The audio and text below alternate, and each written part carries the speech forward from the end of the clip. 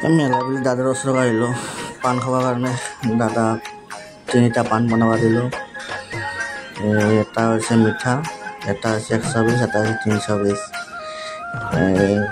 কেনে লাগে চাওঁ, খাই লওঁ আৰু। যোৱাতটো পাণ বেছি ইমান মই টেষ্টি পোৱাই নাই। আমাৰ অসমত যেনেকুৱা সোৱাদ তেনেকুৱা সোৱাদ নাপায় তাৰমানে। এই পাণটো দেখিছোঁ জাতি বাঁহৰ দৰে এনেকুৱা নালাগে। আমাৰ অসমত যেনেকুৱা মিঠা পাণ যে সেইটো পায় সেইটো লাহেতে খাওঁ। সেইটো মোৰ লগৰ কাৰণে মিঠা পাণ বনাই আছে। পুৰা থালি আছে আৰু কিমানো থালিনো পাণ ভৰ্তি যাব লাগে। মুখেদি চাব পাবহি নহ'ব লাগে ভৰ্তি হয়।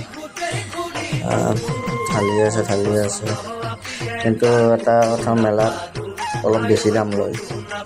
এনে বাহিৰত বেছি দাম নলয়, মেলাত বেছি দাম লয় অলপ।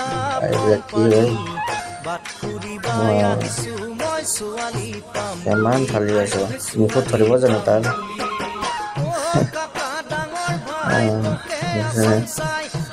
এতিয়া ৰেডি হৈ গৈছে আৰু মুখত সোমাই দিলাক নাচা কৰি বাহ দে।